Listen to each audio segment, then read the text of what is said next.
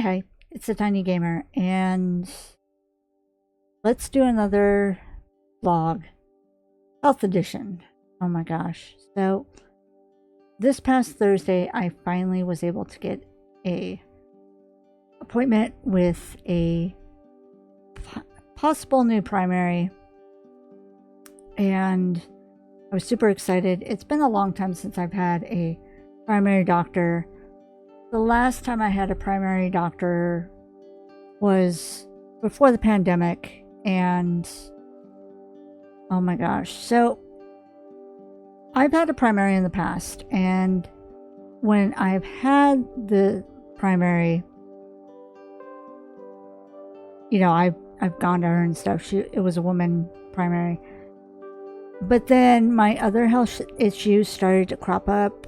My heart condition, with my anemia and all that, and I needed to get that under control. So I was going to other specialists to get that under control, and I finally have. And that's when I thought I should go to my primary to start getting checked out for other stuff that I also had going on with me at the time, and has continued to go on with me and gotten worse in some cases.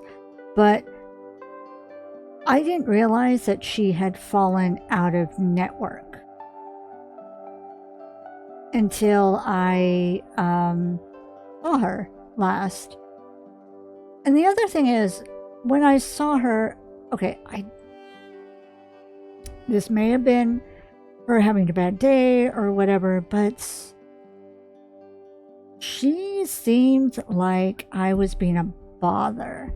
Like I was taking up her precious time that she could use to see another person that she deemed more important. Like I said, it could have been her having a bad day or whatever. It could have not been me at all. But I just was feeling really upset by that appointment. And then to find out that she's out of network, it kind of like cemented with me, yeah, let's find another primary. So I was on my way to find another primary when the pandemic hit. And then, of course, after stuff has started to let up with the lockdowns and all that,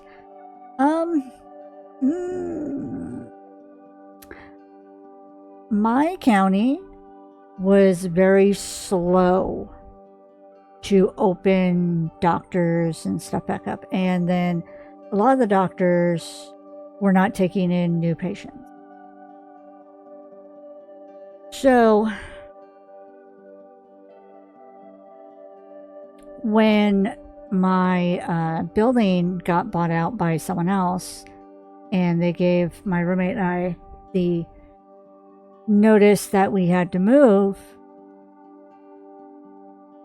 and then we ended up moving to a different county, a bigger county, I'm like, okay, well, possibly I could get to see a new doctor. And then my medical insurance ran out. And then, what was it? Last year, Social Security is like, whoops, our bad, and reinstated my Social Security. Because remember, I was also without Social Security for a time. And now my SSA has been reinstated. But then it took a bit to actually fight and find a doctor or find some sort of medical insurance again. Find a group. I got placed with a totally different medical group because of the new county, so that was a ordeal. It's been about 4 months since initially setting an appointment, because the first time I got set up with someone who didn't take my insurance. I don't know why they let that happen, but yeah, so This first appointment with this primary was a phone appointment. He seemed very nice, very understanding. I let him know that basically I grew up in a family where we don't talk about health issues unless it's a issue that's blaring, staring us in the face, like my heart condition was. So I said I knew there was other stuff that was going on with me, and I just need to start this journey on my own, because my family is traditional, and a lot of that is just hush hush, we don't talk about it, sort of thing. So he was understanding about that. He totally got it. When I said I have a severe heart murmur, it's a hole in between two of the chambers of my heart, and I said it's a big long name, I don't remember what it's called. And he said, have you had any surgeries? I said yes, I had 2. I described my surgeries and what happened during them. And he's like, oh, I know what it is. I got it. And so I'm like, cool. Mentioned the arthritis, mentioned some other stuff that was going on. And he was totally get it, totally on it. At the end of the phone appointments, he said, okay, I have referrals to, for this, that, and the other for you. One of them, of course, being a blood screen panel, just to check all that out. He's going to be referring me to other specialists, like a,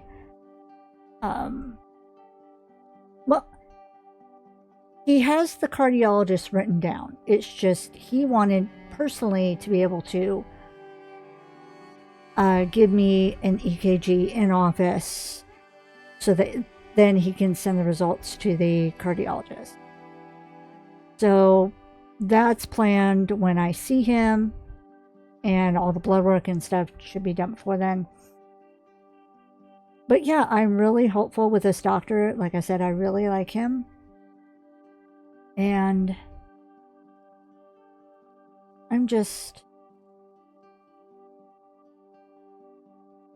needed a little bit of hope right now, and I'm so grateful to have this doctor, and I'm just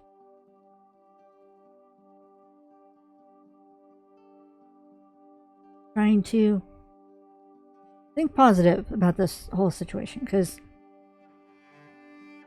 I've had bad experience with doctors before in the past, and it's nice to feel reassured in knowing that I feel like I'm going to be in good hands with this doctor. Because, like I said, he listened, he didn't talk over me, he didn't contradict or try to correct me or anything like that. I generally felt like he was wanting to help me out and be the best doctor he can be for me. So I love that. But yeah, I've been to, I went to one doctor when I was initially trying to search for one after becoming an adult, and well, actually it was after I had started working again, because there was a time I didn't work. And then when I worked for a, can I say the company? I worked for a big company that is no longer in business. Let's put it that way. I worked for a company where people saw the softer side of it. If you know, then you know. But yeah, I needed medical insurance. I went to one of the big medical places in my area, and just the first initial appointments, when I was telling the nurse that I was worried about my anemia, and she's like, well, you're fine. You've had it all your life. Excuse me? What? No, absolutely not. And that's how I ended up being hooked up with a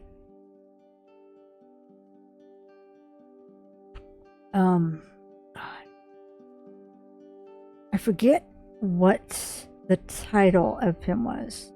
Actually, here, I'm gonna look it up right now.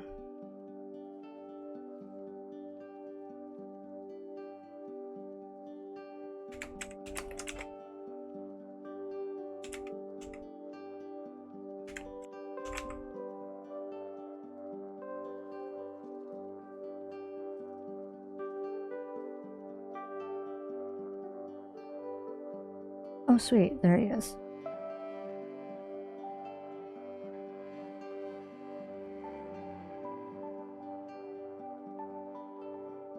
I was set up with a hematologist. That's what it is. And this doctor was so sweet. Again, he was another doctor that I really, really loved seeing. He was so soft-spoken that with my ears and brain being messed up, I really had to sit and concentrate when listening to him. But he was just such the sweetest doctor and always concerned about me because I was so small. And I'm glad, I know he's happy that he was able to help me and that I no longer have to go to him, but his office is still available to me if I need to see him again. And basically, he was the one that helped get my anemia under control. That along with some other doctors, but he really did help. I got these treatments because he's a hematologist, but he's also an oncologist. And I think his office does oncology as well. And I didn't go to him for oncology, but that's what's listed on his little office area. But yeah, I went to him for the hematology parts. Basically, I would sit in the room with the other patients and I would be hooked up to an IV. It would take around an hour, let's just put it that way. And they would have a bag of fluids. They would take a vial of my blood and then they would inject it into the bag. And the other stuff that's in the bag would mix with my blood and it would help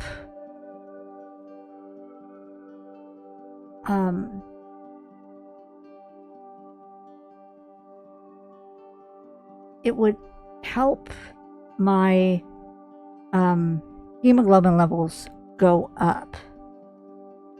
It's scientific stuff, but that's basically what it is. In layman's terms, that's what it was. Because my hemoglobin, when I went to go see him, was 6. Hemoglobin is supposed to be between, I believe it's 12 and 14. Let me double check.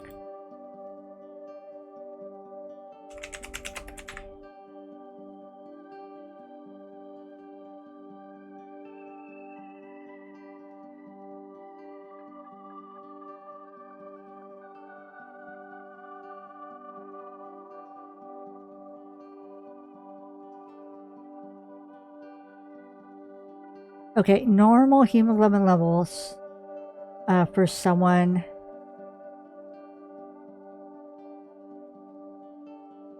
Okay, so normal hemoglobin levels for men are 13.5 to 17.5. This is according to the Red Cross blood donation site. And normal range for women is 12 to 15.5. And mine are in the 14 range now. But yeah, I was a 6.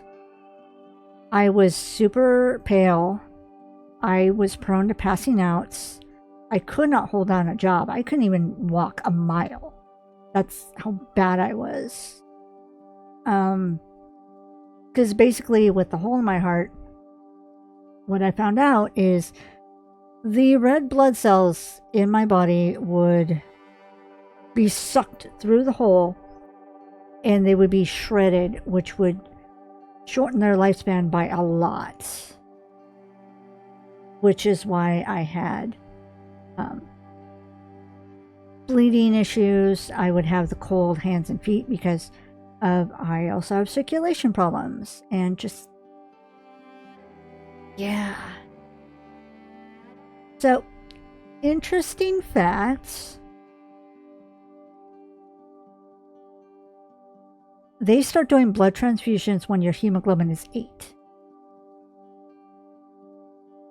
And I was 6. So yeah.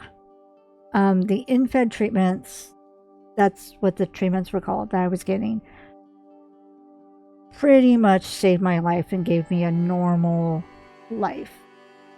Because once my hemoglobin levels were in normal range, I could do stuff like hold down a job, I could go for walks, I could keep up with my friends, I could go to anime conventions and stuff like that and just have a life. So yeah, I am so grateful for the good doctors I've had in my life, and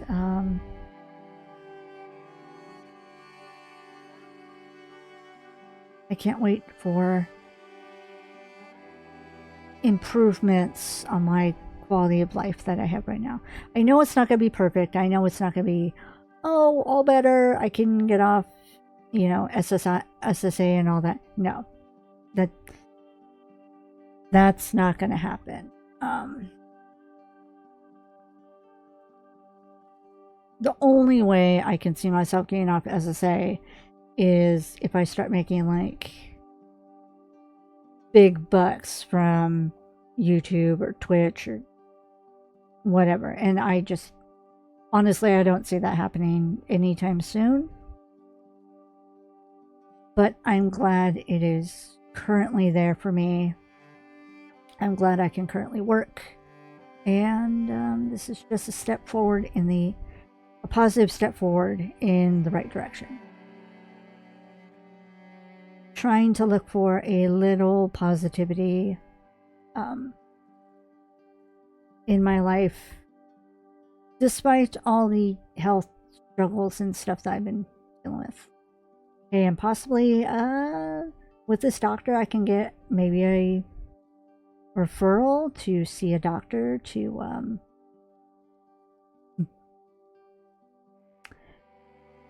lay on a couch, or how can I say this without getting dinged by YouTube? I can sit on a couch and just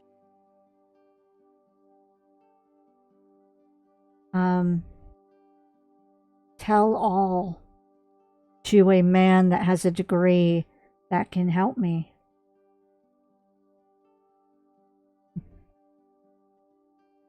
So yeah, okay.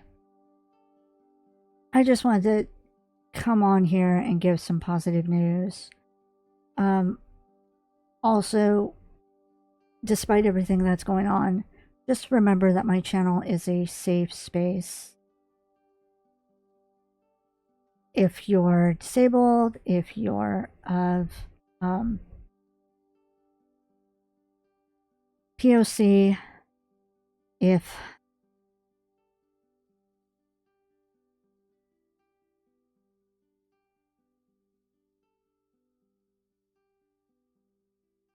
if you're part of the LGBTQIA plus community, I'm here for you.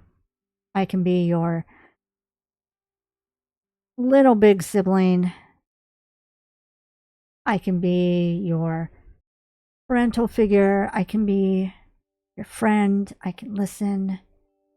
I'm here for you. Know that I'm in your corner. And I love y'all. I just want the best for everybody. And I'm here. I hope that my videos can provide some comfort, some distraction.